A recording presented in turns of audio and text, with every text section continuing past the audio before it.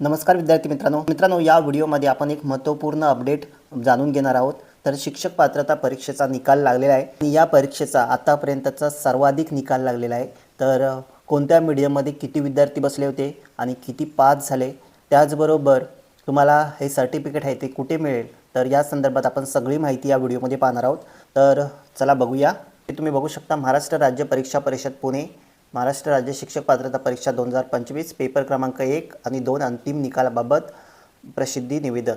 तर तुम्हाला थोडक्यात हे सांगतो, ही परीक्षा 23/11/2025 रोजी पार पडलेली असून सदर परीक्षेची अंतरिम उत्तरसूची 19/12/2025 रोजी प्रसिद्ध केली होती। प्राप्त हरकतीच्या नुसार अंतिम उत्तरसूची 12/1/2026 रोजी, शुद्धीपत्रक दिनांक 2/2/2026 रोजी जाहीर करण्यात आले। त्या अनुषंगाने महाराष्ट्र शिक्षक पात्रता परीक्षा 2025चा अंतिम निकाल 3/2/2026 रोजी प्रसिद्ध करण्यात आलेला आहे। तर ही वेबसाईट आहे matet.in, या वेबसाईटवरती तुमचा निकाल पाहता येणार आहे। तर अशा प्रकारे हे सर्व जे कशाप्रकारे परीक्षा झाली, त्यानंतरला अंतरिम उत्तरसूची कधी आली, अंतिम उत्तरसूची कधी आली, त्यानंतर हरकती घेतल्यानंतरला निकाल 3 तारखेला फायनल निकाल लावण्यात आलेला आहे। तर विद्यार्थी मित्रांनो बघा, अंतिम निकालाचा गोषवारा खालीलप्रमाणे। तर पेपर 1 आणि पेपर 2 किती कॅन्डिडेट्स बसले होते, तर बघा यासाठी 1,90,901, पेपर 2 साठी 2,55,829, एकूण 4,46,730 कॅन्डिडेट्स बसलेले होते। त्यामध्ये एवढे प्रेझेंट होते, त्यानंतरला एवढे पास झालेले आहेत, एवढे फेल झालेले आहेत आणि रिझर्व्ह राहिलेले आहे कॅन्डिडेट्स, त्यानंतरला टोटल आणि अशा प्रकारे पर्सेंटेज निकाल लागलेला आहे। तर बघा पेपर 1 साठी 1,90,901 विद्यार्थी बसले होते, त्यापैकी 12,433 हे ॲब्सेंट होते। पास झालेले आहेत 21,829 आणि फेल झालेले आहेत 1,68,993 आणि अशा प्रकारे हा निकाल लागलेला आहे तो 11%। तशाच प्रकारे पेपर 2चा सुद्धा 11.13% आणि एकूण परीक्षेचा निकाल लागलेला आहे 11.28। तर आतापर्यंतचा सगळ्यात जास्त निकाल हा लागलेला नाही, तर 4 ते 5% दरम्यानच निकाल लागत होता। यावर्षी त्याच्यामध्ये डबल वाढ झालेली आहे। त्यानंतरला आपण हा पूर्ण परीक्षेचा गोषवारा झाला। आता पेपर 1 मध्ये किती विद्यार्थी बसले होते आणि पेपर 2 मध्ये किती बसले होते ते बघूया। तर बघा इकडे पेपर 1 अंतिम निकाल, त्यामध्ये मराठी, इंग्रजी, उर्दू, हिंदी, बंगाली, कन्नड, तेलुगू आणि गुजराती अशा प्रकारे हे 8 मीडियम आहेत। आणि कोणत्या मीडियमला किती विद्यार्थी होते ते बघा। मराठीमध्ये 1,34,780, इंग्लिशमध्ये 6,637, उर्दूमध्ये 13,668, हिंदीमध्ये 35,090, बंगालीमध्ये 96, कन्नडमध्ये 693, तेलुगूमध्ये 10 आणि गुजरातीमध्ये 27। तर अशा प्रकारे यामध्ये ॲब्सेंट किती होते, त्यानंतरला पास किती झालेले आहेत, त्यानंतरला त्यापैकी फेल किती झालेले आहेत आणि कोणत्या कॅन्डिडेट्सचा रिझल्ट आहे तो रिझर्व्ह ठेवण्यात आलेला आहे आणि त्यामध्ये इथे टोटल आणि पर्सेंटेज। तर इथे तुम्ही बघितलात तर मराठीचा 12% रिझल्ट लागलेला आहे, इंग्लिशचा 5%, उर्दूचा 6%, हिंदीचा 12%, बंगालीचा 7%, कन्नडचा 15% आणि तेलुगूचा 10% आणि गुजरातीचा 3%। अशा प्रकारे हा पेपर 1 साठी आहे।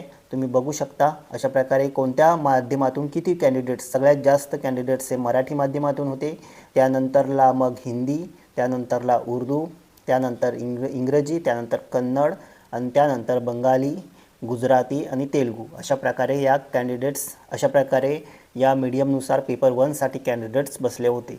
त्यानंतर पेपर 2 साठी बघूया।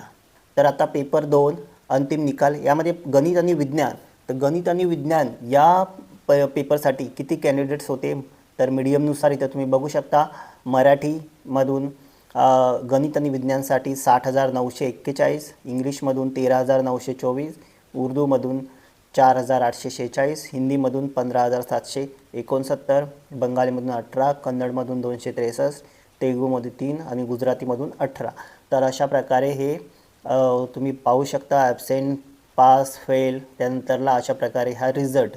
तर इथे मराठीचा रिझल्ट आहे तो 8.29% लागला आहे, इंग्रजीचा 5.87, उर्दूचा 3.34, हिंदीचा 17% लागलेला आहे, त्यानंतर बंगालीचा 22.22 आणि कन्नडचा 7.98 आणि तेलुगूचा 0, गुजरातीचा सुद्धा 0। या भागाचा 9.12% निकाल लागलेला आहे। तर आता हा झाला गणित आणि विज्ञान पेपर 2. आता पाहूया अंतिम निकाल सामाजिक शास्त्रामध्ये. तर सामाजिक शास्त्रामध्ये सुद्धा बघा इथे मीडियमनुसार मराठीमधून 1,10,000, इंग्रजीमधून 5,423, उर्दूमधून 643, हिंदीमधून 37,116, बंगालीमधून 42, कन्नडमधून 416, तेलुगूमधून 3, गुजरातीमधून 17 आणि सिंधीमधून 0. तर अशा प्रकारे हा इथे टोटल रिझल्ट इथे दिलेला आहे. तर तुम्ही बघू शकता कशाप्रकारे कोणत्या मीडियममधून कोणत्या विषयासाठी किती कॅन्डिडेट्स हे बसले होते.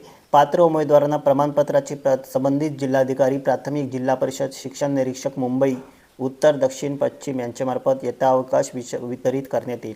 अशा प्रकारे जे कॅन्डिडेट्स पास झालेले आहेत तर त्यांचे प्रमाणपत्र हे संबंधित जिल्ह्याच्या शिक्षण विभागामार्फत वितरित केले जातील. तर यासाठी वेळ लागेल, काही महिन्याचा वेळ लागू शकतो. तर अशा प्रकारे हे सर्व डिटेल आहे कोणत्या पेपरसाठी किती कॅन्डिडेट्स होते तर याचा सगळा हा लेखाजोखा आहे.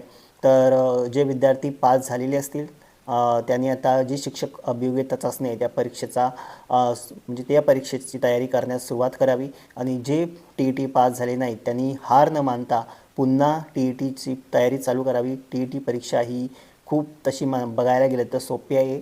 तर रिझर्व कॅटेगरीसाठी आपल्याला या परीक्षेमध्ये पास होण्यासाठी 82 गुण आवश्यक आहेत आणि ओपन कॅटेगरीसाठी 90 हे गुण आवश्यक आहेत. तर त्यामुळे तुम्हाला या परीक्षेमध्ये हे 90 आणि 92 गुण कसे मिळवायचे आहेत तर त्यासाठी आपण आपल्या चॅनलवरती व्हिडिओज बनवलेले आहेत. खूप सारं मार्गदर्शन केलेलं आहे. तुम्ही जुने व्हिडिओ बघू शकता कशाप्रकारे आपण जुने पेपरसुद्धा सॉल्व करून घेतलेले आहेत. आणि तुम्ही जर ते व्हिडिओ बघितलात तर नक्कीच तुम्ही या परीक्षेमध्ये यशस्वी होऊ शकता. तर लवकरच ही TET परीक्षा पुन्हा होईल आणि त्या परीक्षेमध्ये तुम्ही फॉर्म भरून ही परीक्षा नक्कीच क्वालिफाय करू शकता.